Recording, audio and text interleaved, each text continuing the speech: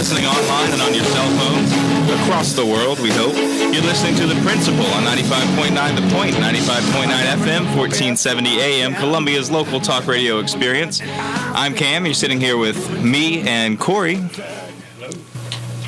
Hello. Whose mic is not working? Yeah, there I hear myself. That's amazing how that works. All right, and we're waiting on Chris to get back, so it's just the two of us here for y'all. So we want to. There's been some stuff in the news that I think is worth discussing, don't you? Yeah, I heard about something in North Charleston actually. Was it North Charleston? Huh? Yeah. There's Chris. What was that happened in North Charleston? So there was a man was stopped for by the police for a broken headlight, allegedly. I think it was a broken taillight. Was it a taillight? So he got out of the car. The police followed him, and he attempted to run from the police officer, and the police officer shot him in the back 8 times. 8 times. Shot to kill, for sure. Oh, well, yeah, when you shoot someone in the back. Well, the funny thing is, after this police officer shot this guy in the back, it was all on video. I'm not sure if he was aware of this, but he said that the man had stolen his taser and that he feared for his life. He was fighting for his taser. I think it was fighting for his taser? He feared for his life, right. So he shot him. Right. And that's what hit the news first, right? The cop says, "Well, I feared for my life. He was fighting for my taser. I feared for my life, so I shot him." It's almost cliche now. I feared for my life. You hear that every time. Yeah. I actually use that as a verb. He feared for his life. Him. Right.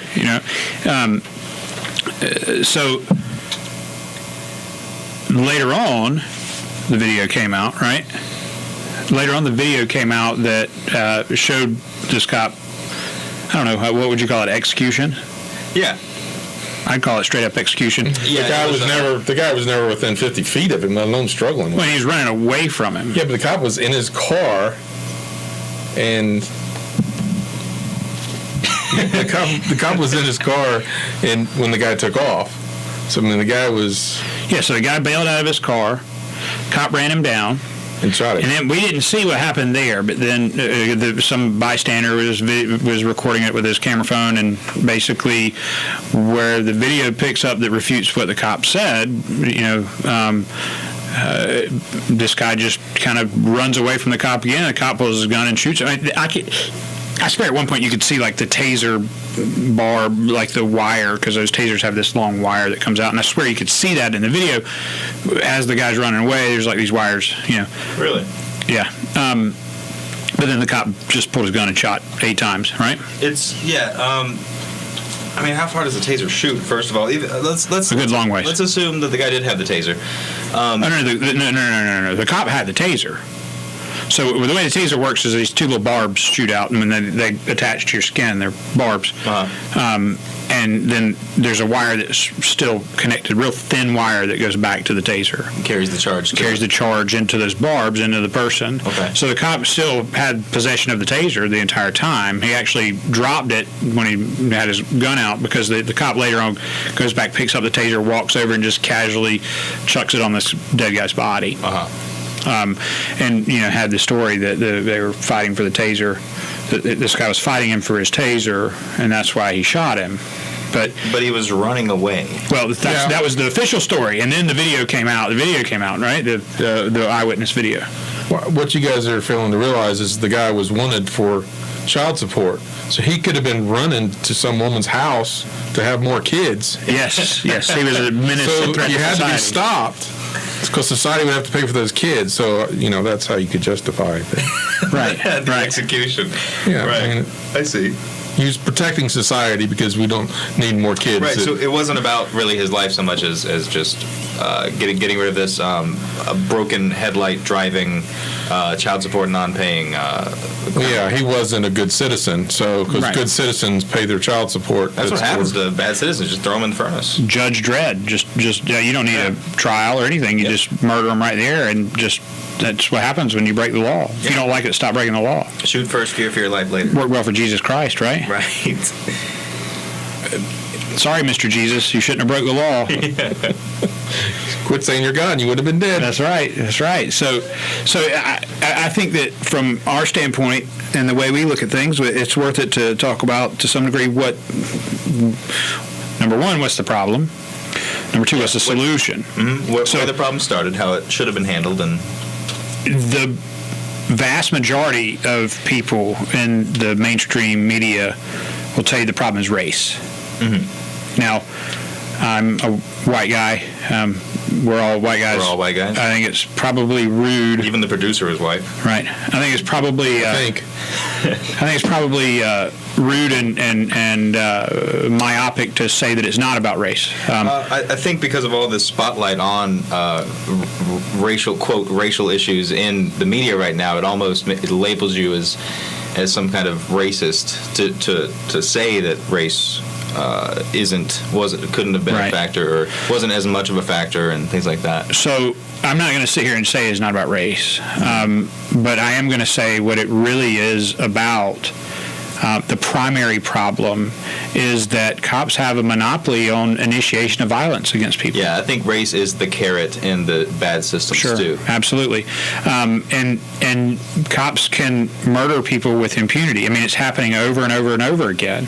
And it's not just happening against black people. It's happening against white people, Hispanics. Jose Guarena out in Arizona was Hispanic. It's happening to women and children. It's happening to women and children. What was the guy's name? The homeless guy, the white guy that they beat to death. Kelly. Yeah. I can't remember his name now. Right. Kelly Thomas. Yeah. Now, that's not saying that it might not disproportionately happen to minorities, but it is to say that one major problem that's going on is that the cops are able to do whatever they want to, and people believe them. How come it's always and white cops often do shoot black men? Sure. And I would say that most often when someone is shot by the police, it is a black person getting shot. But how come? Sure. My question is, when a white person shoots a black person, why is it always a cop? Why is it like almost always a cop? You know what I mean? Because they can do it and they get a paid vacation. I mean, that's what they do. So they shoot someone. Oh, we're going to put him on, suspension, paid suspension till we investigate this matter. Well, then they go off and investigate themselves and determine that they've done no wrongdoing, unless there's evidence to the contrary. Now, the police department literally investigates itself. Right? Yeah. So tell me, I think I should be able to do when I'm accused of something. I'll just look at myself, say, no, I don't think I did it. I'm going to do that next time I get a speed ticket. I'm going to go in front of the judge and I'm going to say I've investigated myself and I've determined that I have committed no wrongdoing, and just walk out. And be like, see. And by the way, I'm paying myself right now for this time here, so I'm on paid vacation. Yeah. I mean, how much sense does that make? Right. So, the other thing that I think is worthwhile to point out when it comes to race is that I think if it was only about race, that you would see more black cops arresting white cops or white cops arresting black cops. I think that you would see less cohesion amongst the police force itself. Now, I could be wrong. It's just a theory. All right, guys, so that gives you an idea of what we're going to be talking about tonight. Stick around. We'll be right back after this break.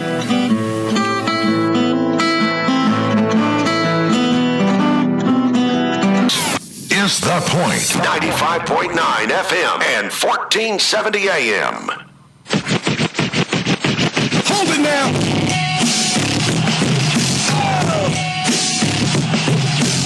Come on.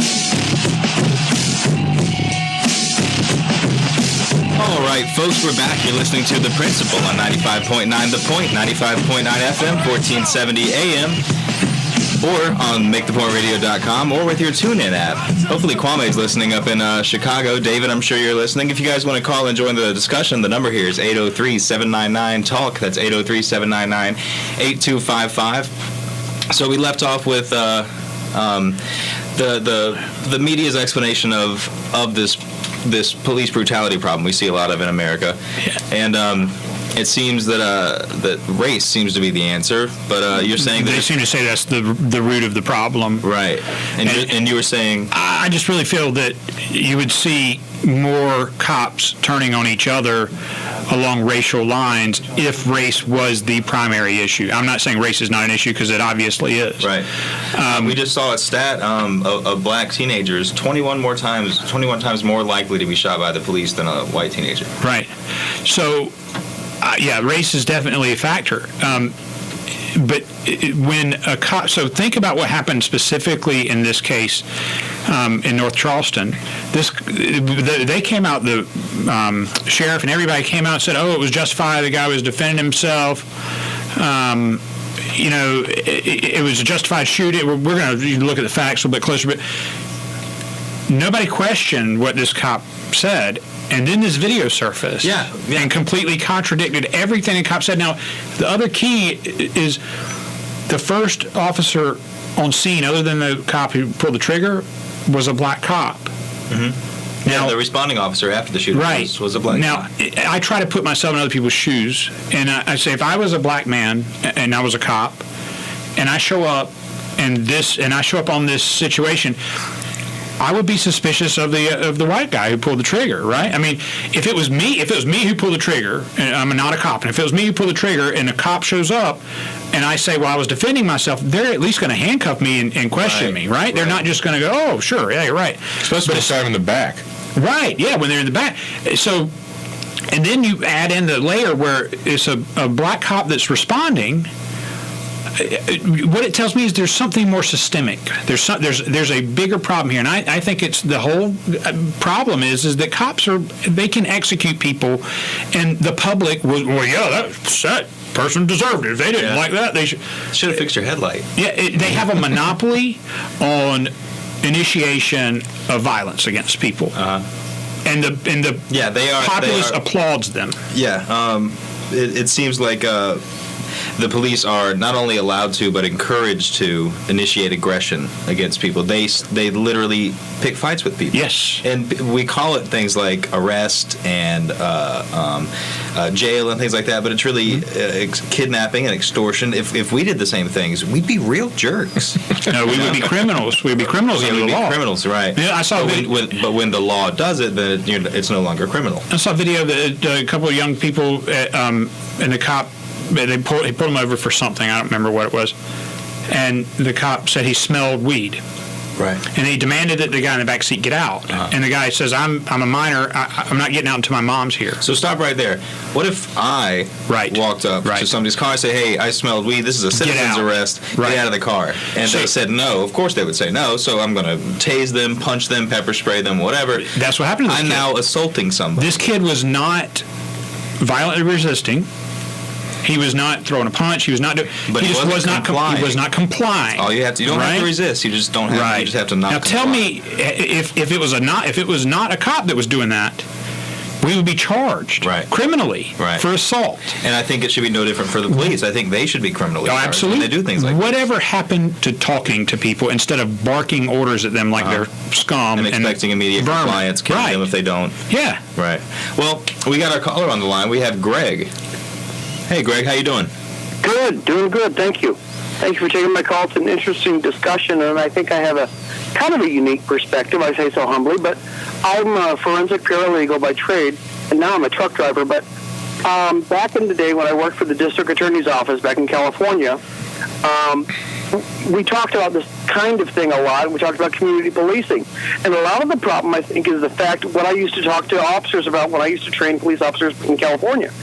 You have a lot of people that go into law enforcement with the idea that they're going to do things better, where they become jaded. And because of that, they build up this animus toward the community. And what's happened with all these police shootings lately is you've got so many different people in different factions. The racial decline or the racial contentions between communities in America right now is on the decline. The racial relations are at a horrible level, and they get degraded almost monthly. It just seems over the last 6 years. Let me interject. I think that the media would have you think that racial relations are at a horrible level, but I mean, Yeah, I don't see I it walk either. around. I walk around downtown. Nobody's eyeballing me for being white or vice versa. Trying to stab me or mug me. I don't see any of that. Well, you're right, and I think what they do it for a political purpose. I think they're trying to use it.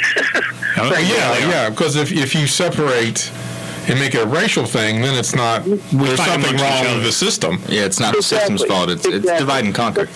And they've always used that divide and conquer thing in America to try and control the population. Right. You know, because that's the only way they can keep the blacks and the whites separated, the haves and have-nots, etc. Exactly. The gays and straights. So, everyone has to be divided. Yeah, there has to be a war mentality to keep everything going. That's why they perpetuate everything. Yeah. So what do you think the ultimate problem is, Greg? Well, ultimately, the cops have got to be. You just got to make the point to them during training that, look, you cannot take your animus out on folks in the street. You understand these people are being shown this through the media. They're being brainwashed through the media. That this divisiveness is just got to stop. People. So it's a training problem. I believe so. I believe it's a training problem with the police force, but by the same token, I think you also got to hold the media accountable for what they're doing to society and the way they're putting kind of twist in the truth. What about holding the cops who murder people accountable? Absolutely.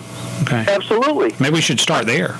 Because that doesn't seem to be happening. I mean, this North Charleston situation, yes, but Tamir Rice, what's his name in New York? 200 some odd people have been killed by the police this year, and there's been. Well, I think the system is abhorrent, but I mean, if you had some way to adjust it, it would be that each person is held accountable, and then his supervisor would be held accountable. So his job would be threatened if somebody is killed under him, because there's no excuse for these people to be getting killed. Absolutely not. And having been trained in terminal ballistics, I can, you hear stories like this where the guy was shot in the back, 8 times, 9 times? I mean, it's very difficult to imagine any scenario under which that would be a justifiable shooting. Now, granted, I agree we have to wait till all the facts are in. We don't want to jump to conclusions, but it's very difficult to imagine. People don't usually attack you running backwards. I'm sorry? People don't usually attack you running backwards. It's pretty hard. Exactly. It's like the youngest case of suicide I ever saw. Right. It's not possible. It's just, you get to a point where it's just that's just not plausible to be able to defend this guy. It's indefensible. And to treat any human being like this is just absolutely indefensible. But let's not paint all law enforcement with a broad brush, because I worked with these folks for many, many years, and they have a very difficult job, and it's very difficult to understand the mindset. I mean, I've been stabbed in the back of the neck back in the day when I worked out in California by an inmate, and it's very difficult to put yourself in that position and understand the gravity of the emotions that are surging through you at the time. Well, I mean, you have adrenaline. The thing is, if you're that emotional and uptight and sort of hostile, you shouldn't have a gun all the times. But there's also positions they shouldn't be in to start with. If you're enforcing laws that shouldn't exist, then you wouldn't be in that position to start with. Right. So, Greg, see, what you're saying is that you can't paint all cops with the broad brush, because there are good cops out there, right? Absolutely. Why are they not arresting the bad cops?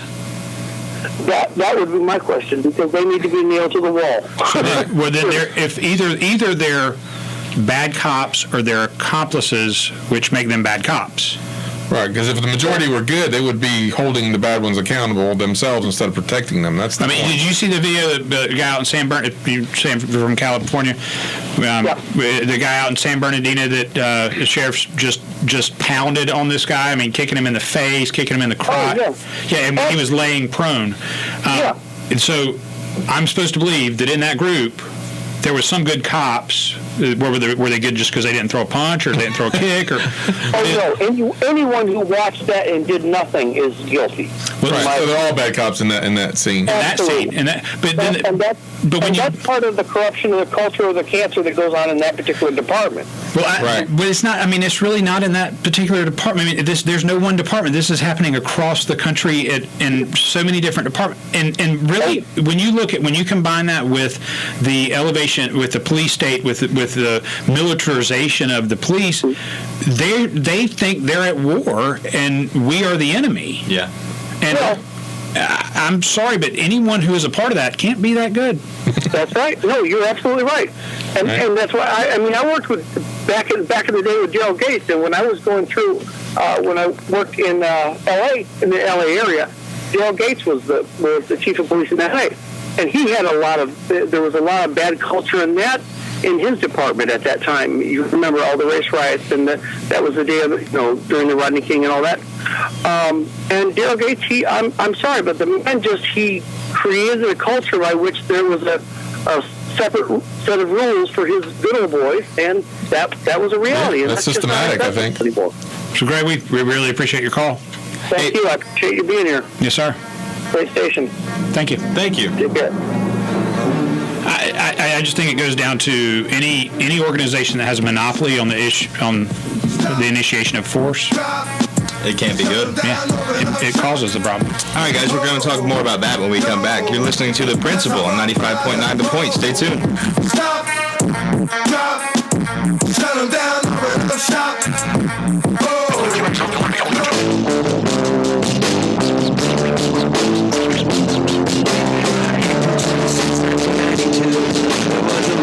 Streets, tell me where were you? You were sitting watching your TV while I was parked in some maintenance on anarchy. All right, guys, we're back. You're listening to The Principle on 95.9 The Point, 95.9 FM, 1470 AM, Columbia's only local talk radio experience. If you want to call in and join the discussion, you can call us at 803-799-8255. 799-TALK is the number. We'll get you in. And we wanted to talk about the systemic problem of the system. Yeah, we just been... Wow, that was profound. The systemic problem of the system. Thanks. The systemic system problem. Yeah. So, Redundant. The redundancy of the redundant. You like that? Yes. So we have to look at more than race. One of the things that I think is really important to realize is that, so I posted something on Facebook this week, and it was like a white bearded guy with like military light gear on, like militia looking kind of guy, standing next to a black man with militia type gear on, and it said, this is why they want us divided, because this is the thing they're the most afraid of. They want the powers that be want us to fight amongst ourselves, right? Because as long as we're doing that, we don't realize that the system and that they are the problem, so that we stand together and fight against the real problem. Mm-hmm.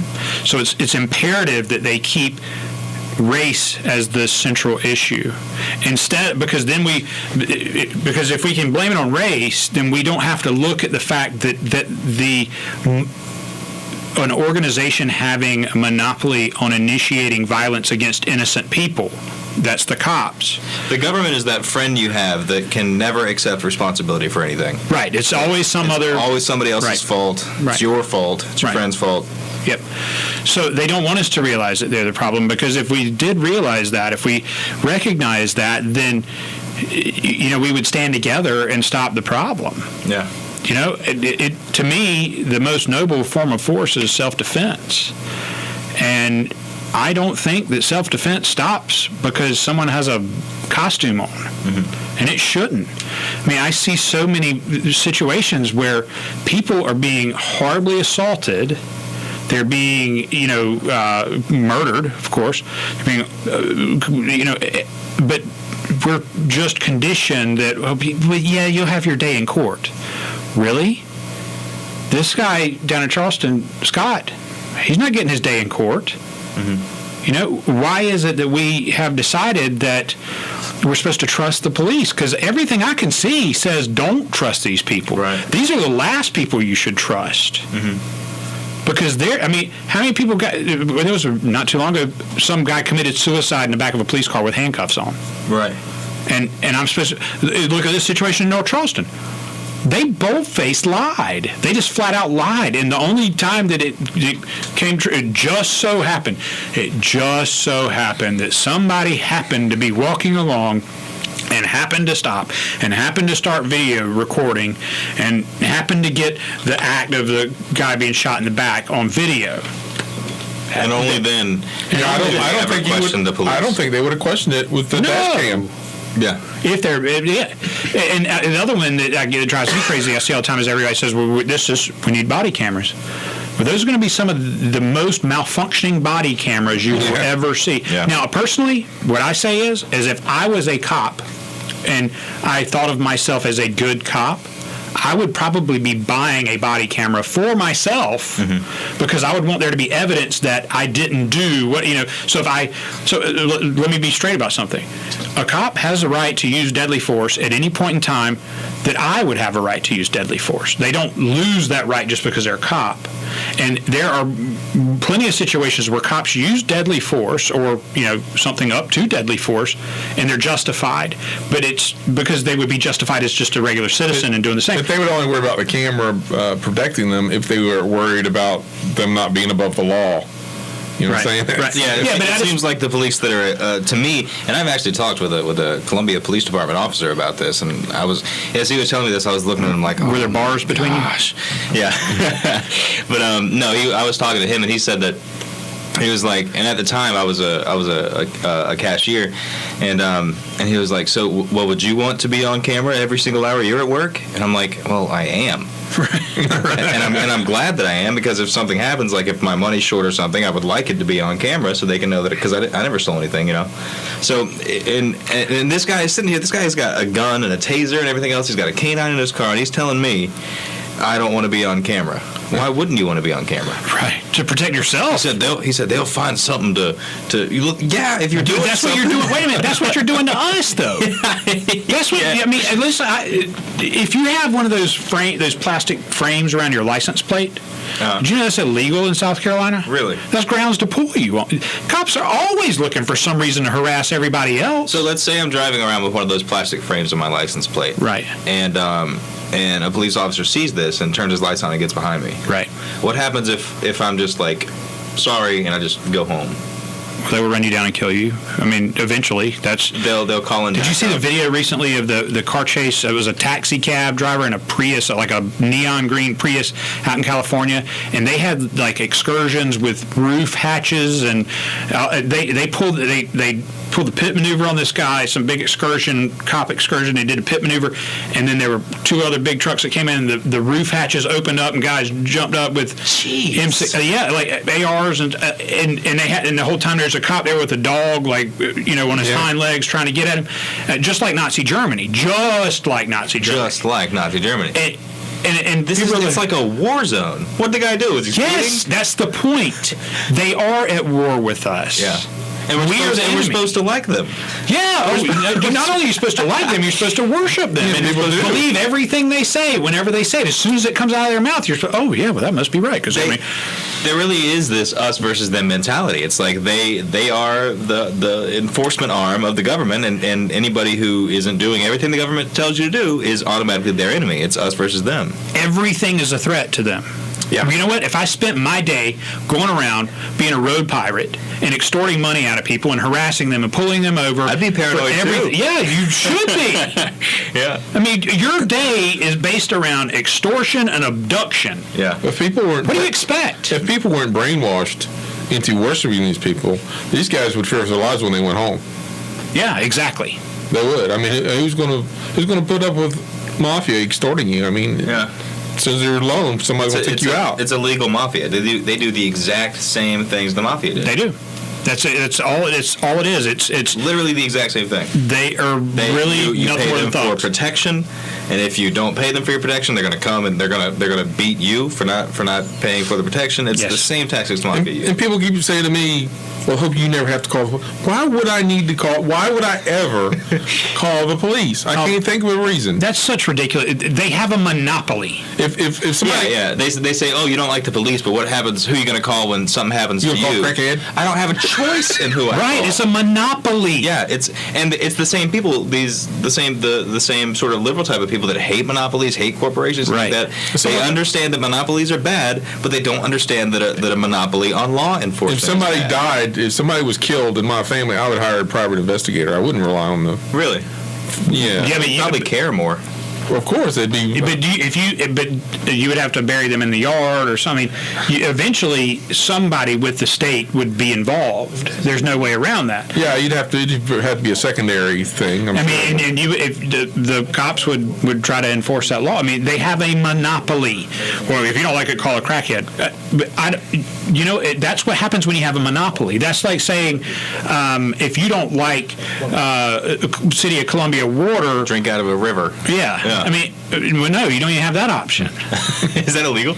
No. What I mean is the analogy. Oh.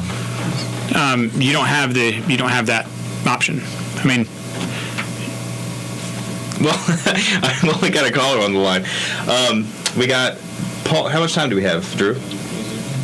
Paul, we're going to come right back to your call. We're going right to a break right now. You guys are listening to The Principle on 95.9 The Point. Stay tuned.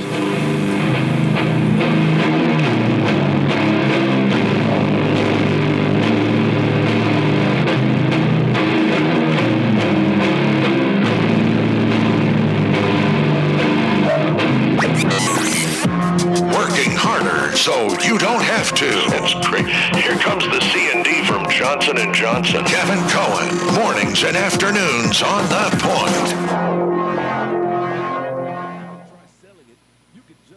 You can donate it to Heritage for the Blind. Your car will be towed away from... Is The Point, 95.9 FM and 1470 AM.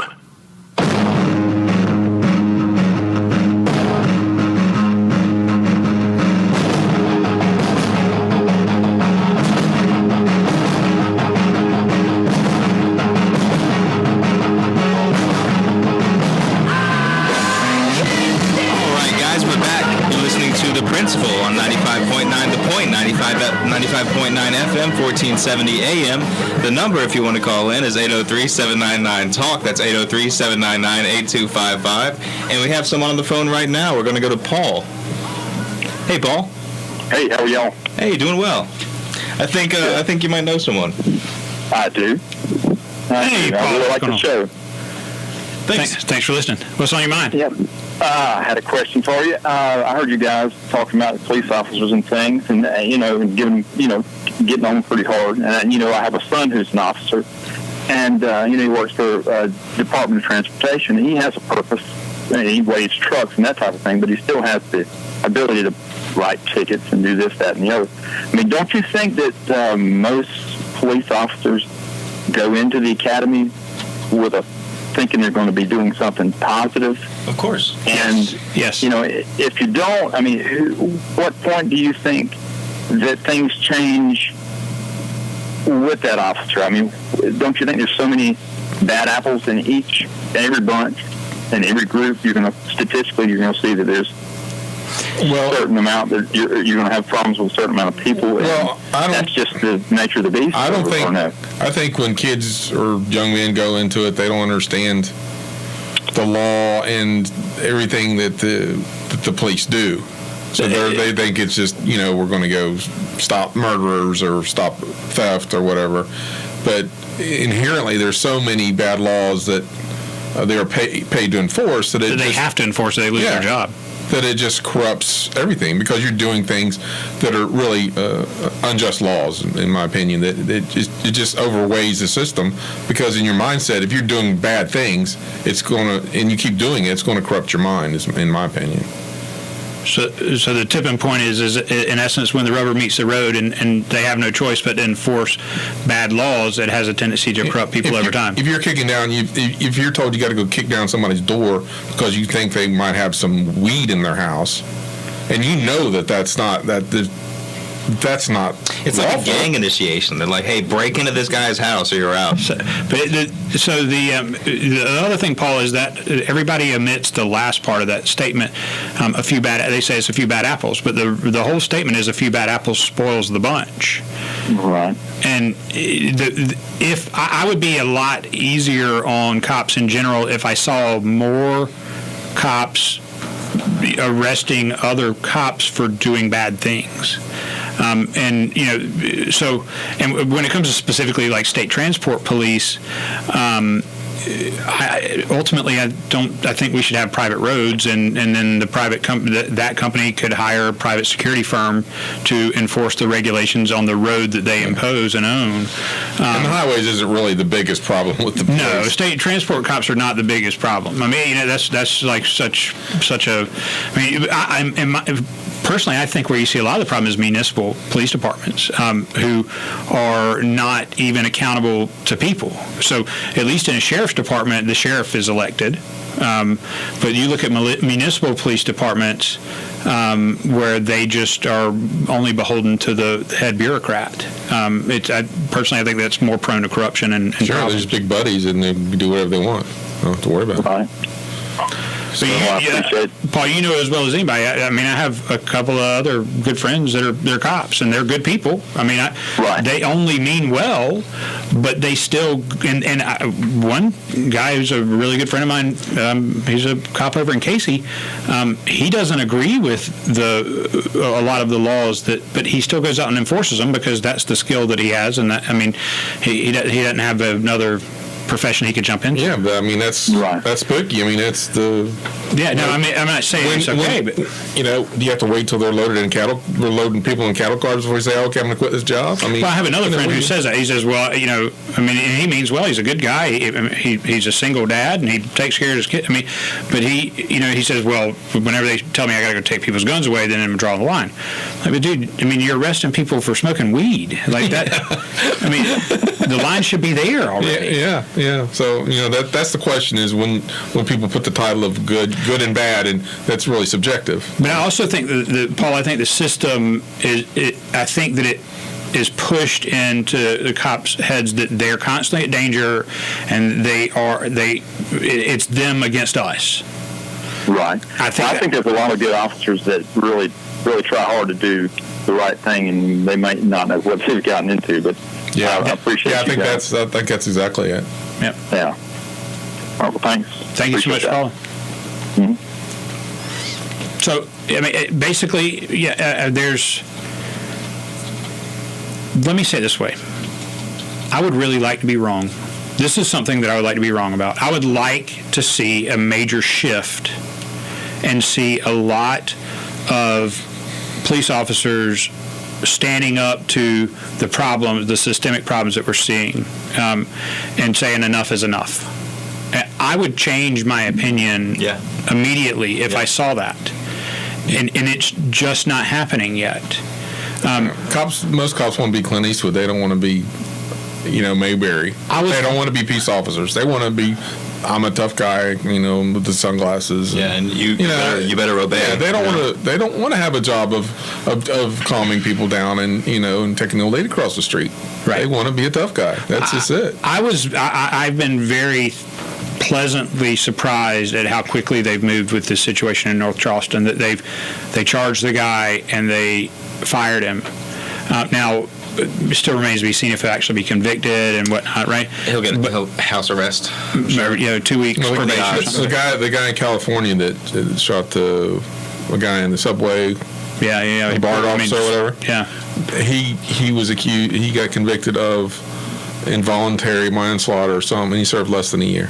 Right. He blatantly pulled out a gun and killed the guy. And if you or I did that, it would be... Oh, in life in prison. Yeah, easily. Yeah, or at least 30 years or something. Yeah. So, I hope that Paul is right. I mean, anybody who says there's a lot of good cops, I hope they're right. Yeah. I just need to see it to believe it. Right. Because what I see now doesn't tell me. I mean, I know personally. I know Paul's son. I know a couple other guys, and they're all good people. In particular, Paul's son is a really stand-up guy. Right. I mean, he's just a good guy. So I know on a personal level that there are some, outside of work. But I don't condone what they do for a living. Right. I don't like the enforcement of laws where there are no victim. I don't like, the enforcement of drug prohibition. I don't like firearms laws. There's so many laws that are enforced that I don't like. Mm-hmm. But I don't like what they do for a living. They may be good people. It's not just that you don't like them; it's that they're unjust. Right? They're morally reprehensible. You're creating criminals out of harmless people, and then aggressing them, kidnapping them, extorting them, sometimes killing them. Right. And these are with things like that, with things like drug prohibition. These are people who haven't hurt anybody. In World War II, they took and rounded up German and Japanese Americans. Citizens and put them in concentration camps. Mm-hmm. Right. In the United States. Were those good guys that rounded those guys up and those families up and those children and put them in concentration camps? They're just trying to put food on their families' table. I'm sure those guys were nice. I'm sure when you met them down the street, they're nice. But they still rounded up them people and they put them in a camp. Yeah. So it's very subjective to what these good and bad label. It's collectivism. Is that a good guy? I mean, that's the question. Yes. Collectivism is the root of it. So I don't know if enough people realize that. It's collectivism. When people go along. There was what is the experiment where they have like 11 people who there's 12 people in a group. One person is the subject, and 11 people are part of the experiment. And they have two lines on a sheet of paper, and they say which one's longer, and one of them's obviously longer than the other. And the 11 people point at the shorter one, say it's longer, and then the one guy who's the subject ends up going and points at the shorter one. It's that group think to go along, to get along, the collectivist mindset. And I think that what happens, in my opinion, is that it's drilled into law enforcement officers' head over and over and over and over and over again.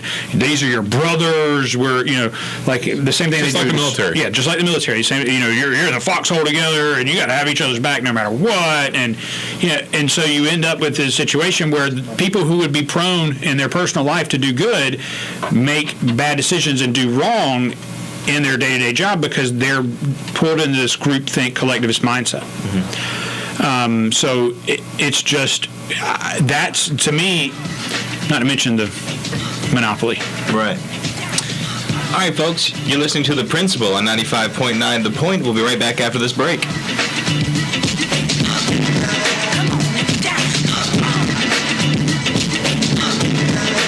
So where were we? Oh, yeah. We were talking about how...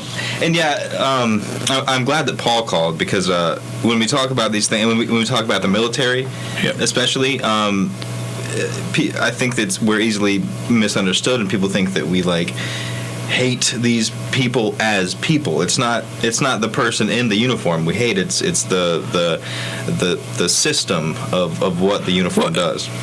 Even if I don't like that individual, I'm not going to go all right. So if I run into someone in public who is wearing a uniform or costume, whether it be a military or police costume. If they're being an a-hole, I'm going to have a problem with them because they're being an a-hole, not because of the costume they're wearing. Right. I mean, but if they're just being a normal, everyday person, you're not going to have a problem out of me. I mean, and I think that's really the way it should be generally. You're not the fashion police. Right, you can't wear that costume here. Yeah. But I will say that I have some issues with things. So I'm a sportsman. I like to hunt and fish and whatever, right? And I go to a lot of these stores and I see a lot. It's kind of funny to me because I will see somebody walking around in a polo shirt and khaki pants with a gun on their side. And at first you kind of look, and then you might see a badge somewhere on their belt, or you might notice that on their polo shirt they have like an embroidered badge. And nobody even looks cross at it. But if I walked around in khakis and a polo shirt with a gun on my side, everybody would have a problem with that. Right. And that type of thing doesn't make any sense to me. Yeah, because you're more likely to be shot by the guy with the badge. Right. You're less likely to be shot by me, you know, or by just a normal everyday person. So most people that openly carry firearms don't kill people. I guess the point is that I have a major problem with any group of people who have more rights than others. Mm-hmm. And if it's okay for John Q. law enforcement to walk around open carrying, then it should be okay for me. Mm-hmm. Well, I mean, and that's the whole point of the government itself, is the only real job that they legitimately have is to be an agent for Americans. I mean, that's the way it was supposed to be set up, right? It's supposed to be a free society, and the government is just to protect our rights. Well, if you have special rights, you're not protecting our rights. No, you're not, because you're encroaching on somebody else. Right. That's why they were claiming an extra right, because you're encroaching on somebody's rights, and that's not the way it's supposed to work. So a way I always put a lot of these situations is I say, you know, I watch these videos of something happening, and I say, if the person wearing a costume wasn't wearing a costume, if they were just any other person, how would you feel about it? And if you feel that the person who was wearing a costume, I mean, you know, individual A is the guy in the costume, and individual B is the person who's having something done to them. If you say, well, if individual A was not a cop, well, that wouldn't be right. Well, then there's a problem there. A cop should not be able to or allowed to do anything that I'm not able and allowed to do. Mm-hmm. You can't get together with your neighbors and say, hey, the neighbor in the third house down, I think he grows pot. Let's go kick down his doors and beat him up and lock him in his closet. Right. You can't flag someone down on the road, which, now understand that a cop pulling someone over is the equivalent of me standing out there waving my arm saying pull over. You know, I mean, so I can do that, right? Mm-hmm. I can pull them over, but I can't walk up and tap on their window and say, I smell weed, get out of the car, and when they don't get out of the car, I assault them. Right. I can't do that. And shouldn't do that. Right. I mean, that's just not something that should happen. You're not a victim of them doing whatever they're doing in their car. Right. Yeah. I can't set up a checkpoint and demand that everybody comes through, speaks to me so that I can smell their breath. Right. That's kind of creepy. It's really creepy. But I can't do that. Why is it that that's okay for law enforcement? Well, see, everybody's been programmed to think, well, it keeps us safe. Really? It does. Okay, so explain to me how it is that people are still killed by drunk drivers if DUI checkpoints keep us safe. Explain to me how it is that we still have murders if cops keep us safe. Explain to me how it is that there are just as many drugs in prison as there are on the street if cops keep us safe. They don't. It's up to you. You are your responsibility. You and your family are your responsibility. And if you depend on law enforcement to keep you safe, you deserve whatever happens to you. Right. If you depend on anyone besides yourself for your own survival, it's just not good. We'll talk more about that when we come back from the break. You're listening to The Principle on 95.9 The Point. Stay tuned. 95.9 FM and 1470 AM.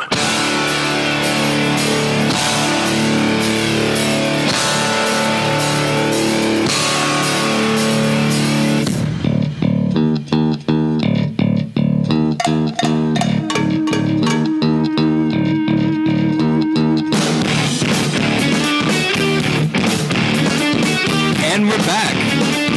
You're listening to The Principle on 95.9 The Point, 95.9 FM, 1470 AM, or MakeThePointRadio.com, or the TuneIn app on your smartphone. The number, if you'd like to... Go ahead. Or you could just call it on the phone and listen. Or you can just listen on the phone. Sorry, Bernard. Sorry, Bernard. The number, if you want to call in and listen or talk, is 803-799-8255. That's 803-799-TALK for the layman. Corey, what were we talking about? I completely forgot. Oh, my gosh. That short amount of time? You must have ADD. Raging against the machine, I think. That's what you're talking about, raging against the machine. Well, one of the things that I said on the way out was that people are their own responsibility. Yes. The reliance on... So there's a saying that goes, when seconds matter, the cops are only minutes away. Right. You know, and I think that we've become over-reliant on cops for our safety and our protection, which promotes a pervasive police state. Mm-hmm. It helps fuel a pervasive police state. Now, I'm not saying that we wouldn't have ended up with it if not, but I'm saying that people need to be more self-sufficient. They need to be prepared to protect themselves. If you're not willing to protect yourself and your family, why should a cop be willing to jump in front of the bullet for you? I would argue, why should you be alive? The first instinct of any sort of living thing is self-preservation. The first instinct is to keep your own self alive, to worry about your well-being. And it seems like, at least in our society, Americans have kind of lost that. It's like when if something happens, we just wait for the cops to get here, wait for the ambulance to get here.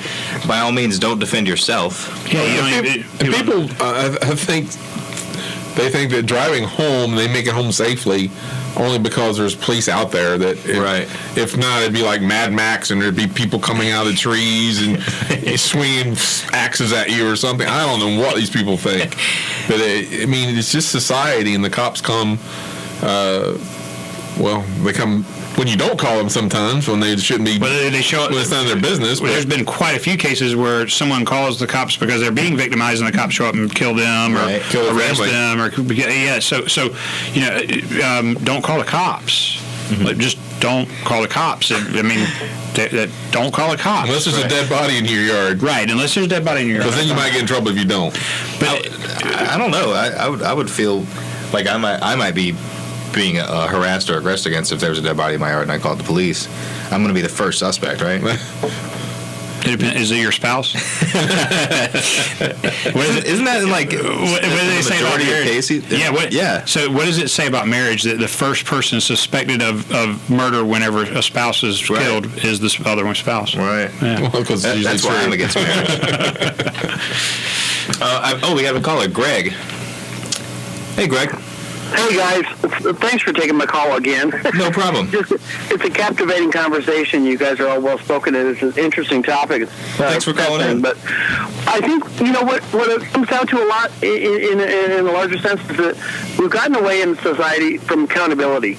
And I think that people have gotten to the point where they expect government to do everything and answer all their problems, and we've kind of bought into that and said, out of convenience, let's cops handle it, let's government handle it, and that's part of the problem. We've created this huge monster called government, and now they don't like it when we want them to be accountable. Yeah, and, that's exactly it. Yeah. And a lot of that, we've had the progressive era for 100 years now of unlimited funds, so they can make all of the laws and just grow societal management as much as they want, because people call for $5 trillion jets or whatever, and it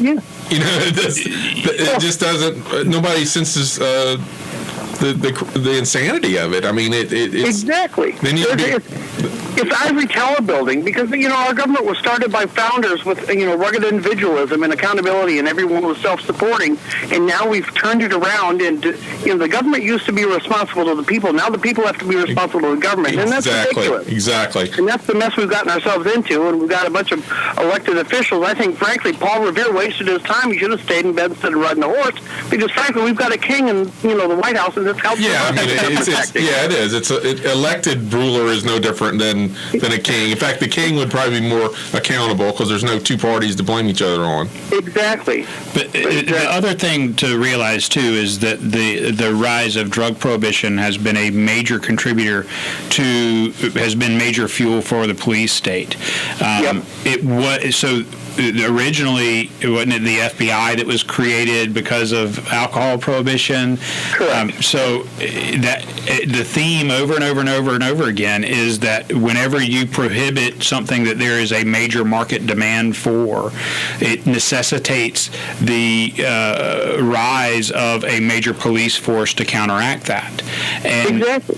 I can say my father at one point was hooked on crack. I've seen the direct effects of someone who has drug addiction, and I still believe that drugs should be legalized, because you're not going to stop that. I think people should be treated as though they have a problem instead of as though they are a criminal. Right. All you're going to do is make it more dangerous for those people. Yes. They have the police to worry about and the black market. It creates ancillary crime, too. is the other big thing. And we're going to talk about the cure, the rest of the show. So let's talk about the rugged individualism. We're going to head towards that and start talking about how we can get back to that.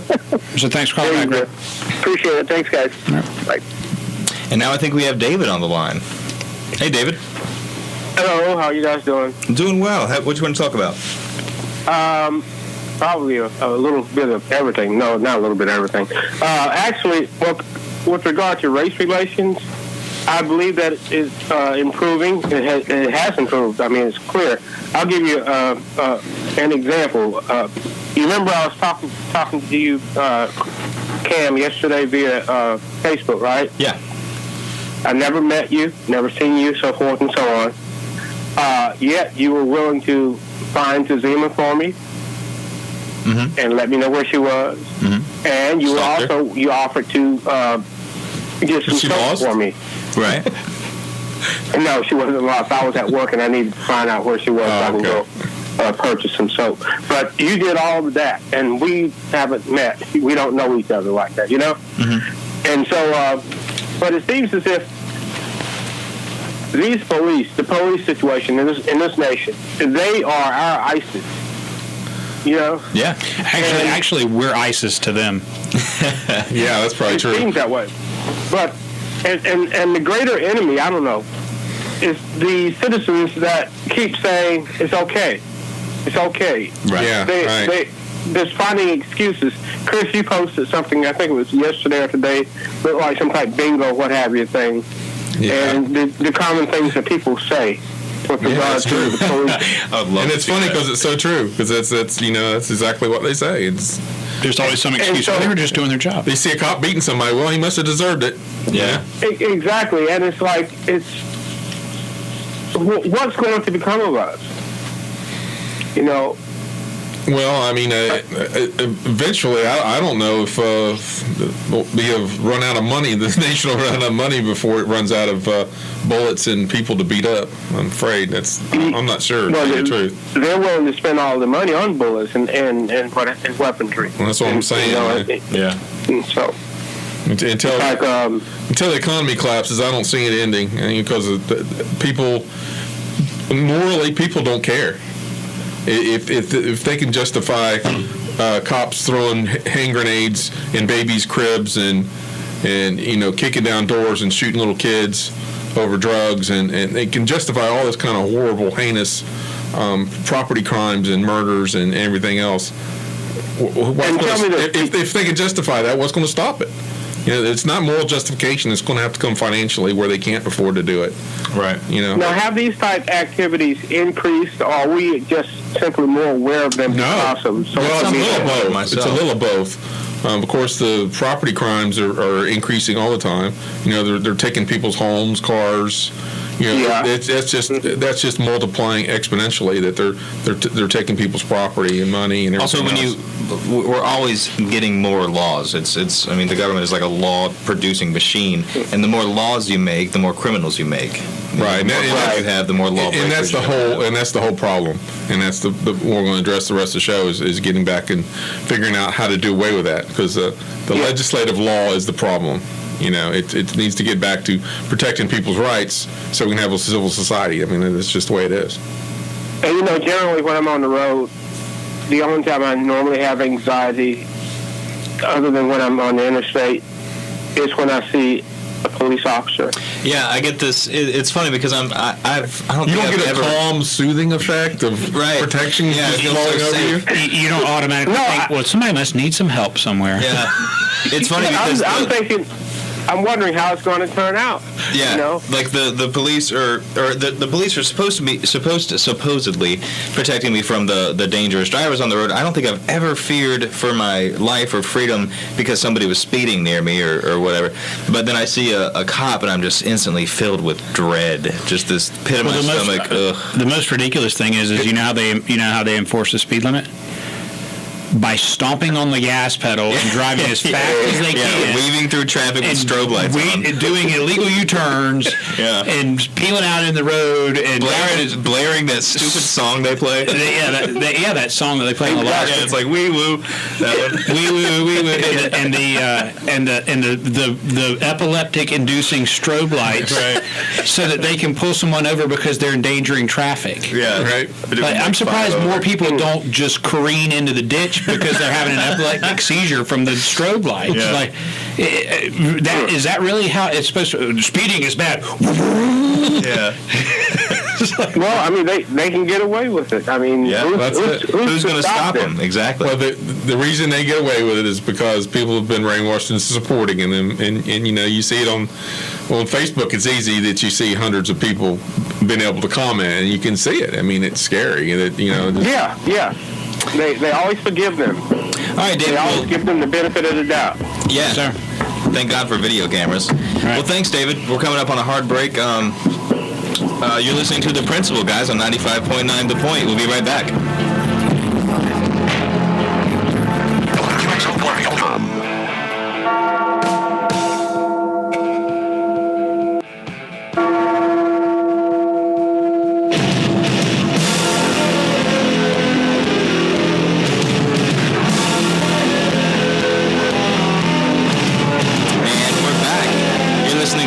On 95.9 The Point, 95.9 FM, 1470 AM, or on MakeThePointRadio.com or the TuneIn app on your smartphone. We're talking about the system, I guess. I was going to say justice system. It's not justice. But before we get into it, the number, if you guys want to call, is 803-799-TALK. That's 803-799-8255 if you want to join the discussion. Corey? I want to say, if you disagree with us, call us. Yes. We won't gang up on you. If you're worried about, I know there's three of us. You can pick one of us. If you want to pick one, just call it. If you disagree with us, call us. We'd like to hear from you. I'm Cam. I'm Corey. Chris. So call in. Say I'll if you want. I challenge to a duel or whatever. And we won't gang up on you. We want. I wish we heard much more from people who disagree with us. Yeah, our goal isn't to berate or make fun of anyone. We really, honestly, are curious about why people feel the way they do, because it seems clear to us. It's obvious to us that these things are wrong. And I guess we'd like to explain why we feel that way, and I'm sure you would too if you think it's right. So, well, yeah. And the rest of the show, I want to kind of start focusing on an answer to how we could fix the system, or really to abolish the system, to put in a better idea of law and how to protect ourselves and our property. Do you think we should go back to the Constitution? Constitution has nothing to do with law. I think Lysander Spooner said it best. He said the Constitution has either gotten us to this point where we are today, or it's been inefficient in stopping it. So what use is it? That's true. It's constitutionalists. It's out a there. propaganda tool of to wave a flag and put on a powdered wig and pretend like you're saying something. Right.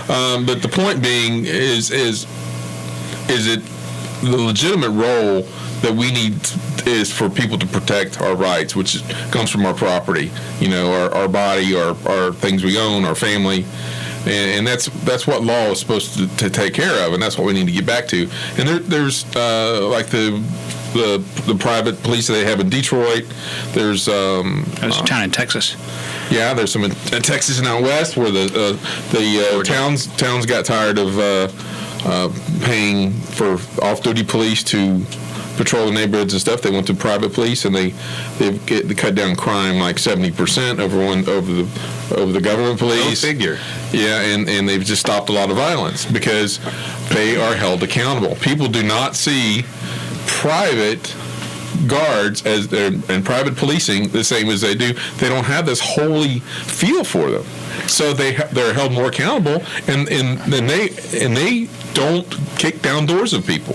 They just look for anybody that's a criminal, or they come when when there's an act against you.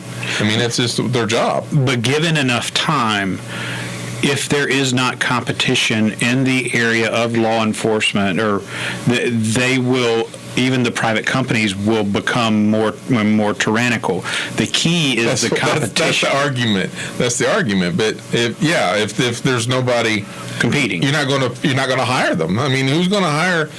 Who would hire a cop, a policing company that shoots guys 8 times in the back? Well, no, yeah, absolutely. That would be automatically Charleston Police Department would be out of business because nobody wants those people. But what I'm getting at is that if the state grants a monopoly privilege to a private security firm, that private security firm is in essence nothing more than and eventually will pervert themselves into tyranny and into oppression because they have they're granted a monopoly privilege. Well, the government's the problem all the way around. Yes, that's my point. Yeah, they don't need to have anything to do with it. You don't need to have, permits and permission to hire somebody to protect your rights. There is a reason. Listen, everyone closely. There is a reason that very well-to-do people buy homes in gated communities and have private security firms patrolling those communities, and cops aren't patrolling those communities. There's a reason for that. Protection and protection of their rights.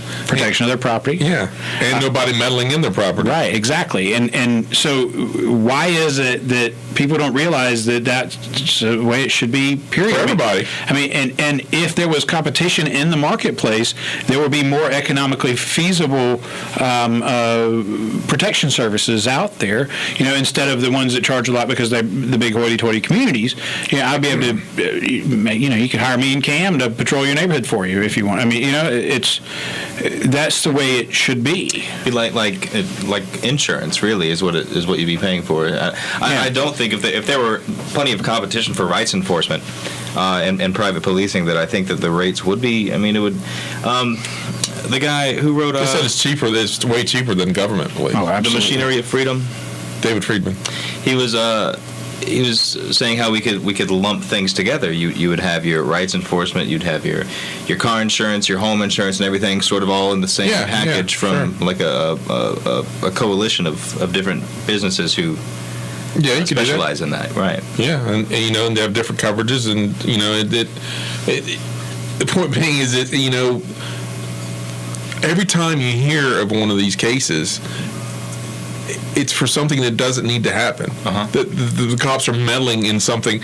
It's not because that's the thing. They're most often not protecting your rights. They're infringing on them. Yeah, it's always meddling in something they shouldn't be meddling with.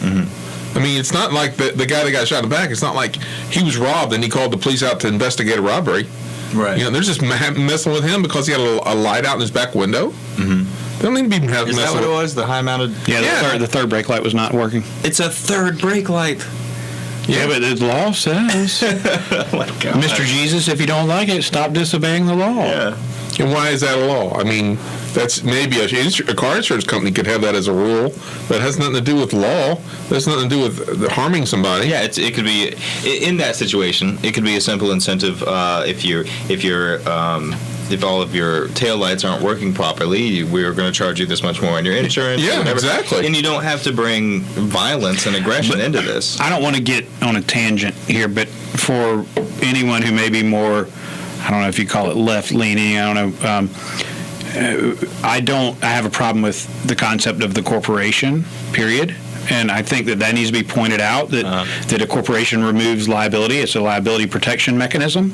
And I don't like... So a lot of people, when you start talking about private security firms and private insurance companies and whatnot, people go, oh my gosh, it's going to, the corporation's going to take over and rule the world. Right. Understand the corporation is a fiction. The corporation exists because of the state creating it. It starts with and the state's the biggest corporation of them all. Absolutely it is. Right. But my whole point is it's a monopoly. Oh, yeah, absolutely. But it's a monopoly and a corporation. The monopoly is enforced with guns. But my whole point is that in a more stateless society, you wouldn't have the problem with corporations that you have in a stateful society, because the state more things would be privately owned. Yeah, more things would be privately owned, and there would be a chain of liability. So when you incorporate, essentially what you're doing is you're signing a deal with the government, and they say, okay, we're not going to prosecute you for this, and this. We're not going to let anyone else prosecute you. Right. They will prosecute whoever they want to.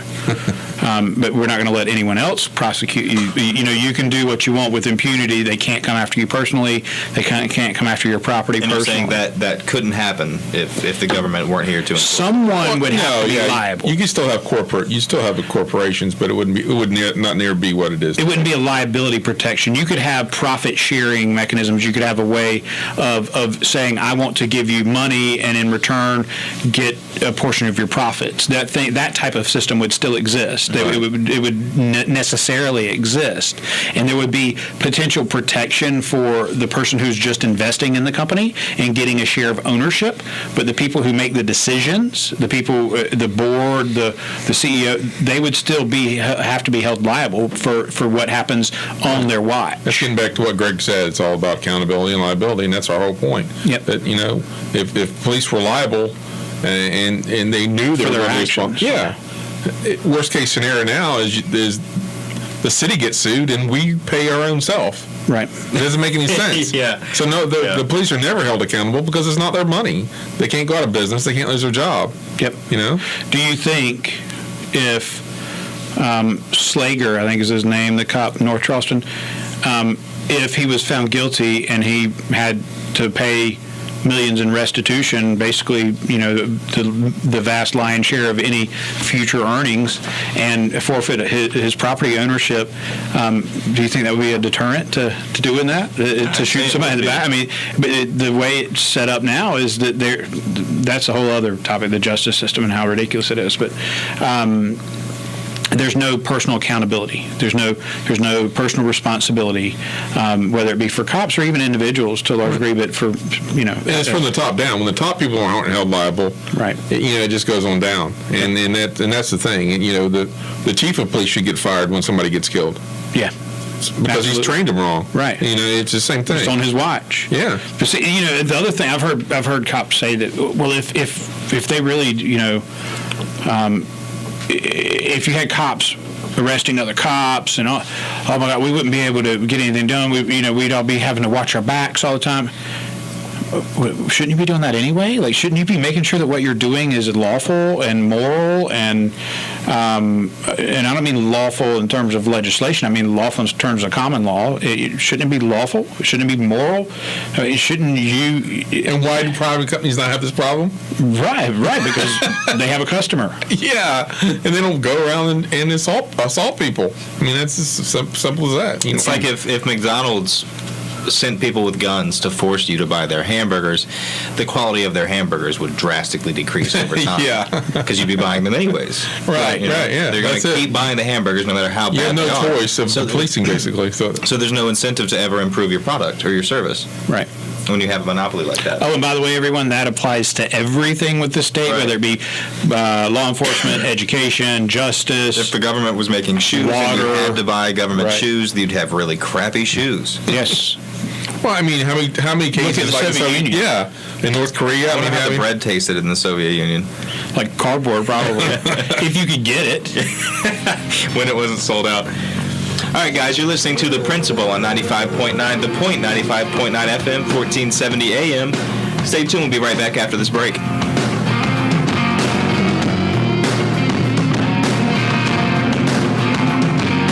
Point 90.9 FM and 1470 AM.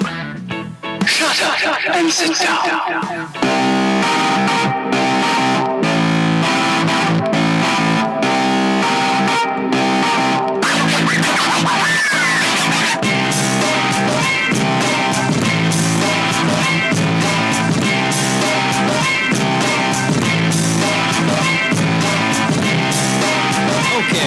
You're listening to The Principle on 95.9 The Point. This is the very last segment of our show. This is the time of the show where we'd like to maybe give you some answers to all these problems we've been raising. And we just gave you the answers. Last segment. What other answers? Have a good night, guys. Abolish the state. See ya. The number, if you want to call in, is 803-799-TALK. That's 803-799-8255. We can't keep you on too long, but if you want to just give us a quick shout-out, we can get you on.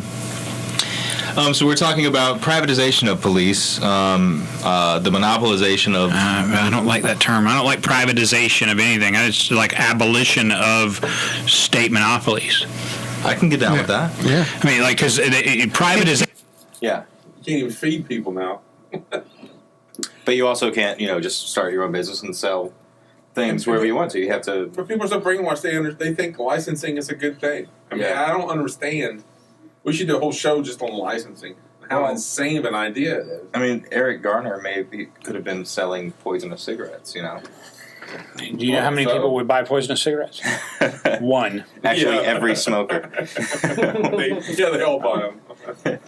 But my point, we don't want I get to what you're saying. We don't want to get on a licensing tangent, but I can't drive home enough that it is imperative that people realize that while race is absolutely a factor, the biggest factor is state-sanctioned violence. Mm-hmm. State-sanctioned, state-permitted violence. And legitimacy of legislation. Yes. I picture this big, like the Vault Boy, if anyone's familiar with that, just this guy with his thumbs up with a stamp, like on somebody's forehead, like this death was state approved. This was state approved chokehold. This is state approved shooting someone in the back. Yeah, that's funny that they always bring it. Was it a legal chokehold? Right. Did he choke him legally? Right. If he had his thumb to the right at 45-degree angle, then that's unlawful. They were actually demonstrating that in court. If he punched his eyes out when he did, that's the right way to do it. Yeah. Right. You have to, when you gouge somebody's eyes, you have to rotate counterclockwise, I think. Not clockwise. Right. The insanity Clockwise that people is, illegal. use that conversation or talk about on the radio. Mm-hmm. Or comment about it. How is one legitimate and one not? It's insane. It's funny. Well, come on, Chris. We don't know what happened before they started recording. Yeah. I mean, that guy in North Charleston, he may have been shot in the back 8 times, but we don't know what happened before they started recording that. People actually said? What if he had drugs on him or something? Yeah. As if that would justify shooting him in the back. What if he insinuated that the cop's mother was promiscuous? Yeah. You know what the worst part is? A lot of those same people are the we are a nation of laws people. If you don't like it, you should go to court. Well, Walter Scott didn't get a day in court, so. But he had a warrant. Yes, more the reason for him to go to court, right? I mean, more the reason to not execute him in the back when he runs away from you. Right. He owed somebody money, apparently. It's funny because these people just love the government. And its agents. The government, they would sleep it if they could make it into a person. I swear. But then when it comes against them, it's unfair. Right. Yes. It's all unfair now. Yes. But as long as it's somebody else's rights, somebody else's and then property, the very next day, someone else is justified. Like people, a lot of people have been victimized. People, like my friend got a ticket the other day, and I'm like, yeah, that's crap. That shouldn't happen. You didn't hurt anybody. Yeah, you were victimized by the road pirates. And then she's like, yeah, it was messed up. It wasn't fair. And then the next day she's like okay with everybody else getting pulled over and having the exact same thing happen to them. Right. Well, it's the same people that say, I hate Obamacare, but don't touch my Social Security. I paid into that system. Exactly. Well, guess what? I'm paying into all of it. I mean, that it's all social. It's all socialism. It's social. It's all it is. Collectivism. I think because the progressive era started 100 years ago, that all of a sudden that's American. Well, that's all. But we've been doing it that way. We've been doing it that way for a long time. And right. That makes it right, huh? Soviet Union lasted 100 years. It's like the Mayans, like the modern day Mayans, if they had survived. Like, well, we've always sacrificed humans to the sun god. Yeah, to the sun god. I mean, why would we do anything? You want the sun to keep shining, don't you? Yes, the sun will stop shining if we don't sacrifice a virgin. Right. That's the line of thinking. Well, we got 3 minutes to wrap this up, guys. There's no thinking involved. That's the problem. Well, okay, let's wrap it up. Race plays a factor. Mm-hmm. But the ultimate problem is state-sanctioned violence. Mm-hmm. The monopoly on the use of force and the ability to argue it away and have no one question it. In addition to that, you're promoting the police state by promoting things like the drug war. If you don't choose a side between the oppressor and the oppressed, then you've chosen the side of the oppressor. Right. You're also promoting the police state by not taking responsibility for yourself and your family. Yes, that's an important one. When seconds matter, the cops are only minutes away, you need to be ready to take care of yourself. Right. And law requires a victim. There's Yes. so many things that these people need to quit pushing for legislation for things that there's no victim that you being involved in somebody else's business. It's called malum prohibitum versus malum in se. Right. Now, and the solution is competition in the market of law enforcement. That's the ultimate solution. And the abolition of the state's involvement in things, we need to be moving in the direction of abolishing the state's tentacles, removing it from our lives, taking responsibility for ourselves. And these problems will not be problems anymore. It's almost like an addiction. People have to learn to become less dependent on it. Yeah. Absolutely. But it's been so driven into their minds that it's you look at it, they spend 12 years in a government indoctrination camp. Yeah. Oh, you mean public school? Yeah, public school. Excuse me. Yes. So it's driven in their minds, and they have to be willing to think. I mean, it's scary for a lot of people to think of some of these situations. Like, what would we do if there weren't cops around? I don't know. Maybe take care of yourself. That would be a good start. Why don't you start doing that now? Or find an agency who would happily protect you. Yeah, if you don't want to do that, hire somebody who will. When you talk about government police, people say, "Well, we got to have police." Well, funding shouldn't have anything to do with it. But we should have more people working together, regardless of race, and standing up to the state, not standing up to each other. That's the thing. Quit saying Black Lives Matter. Say all lives matter. So does the law. Common law. Yep. Well, that was our show, guys. This has been The Principle on the Point. I hope you enjoyed it. We'll be back here next Sunday at 8 p.m. Tune in.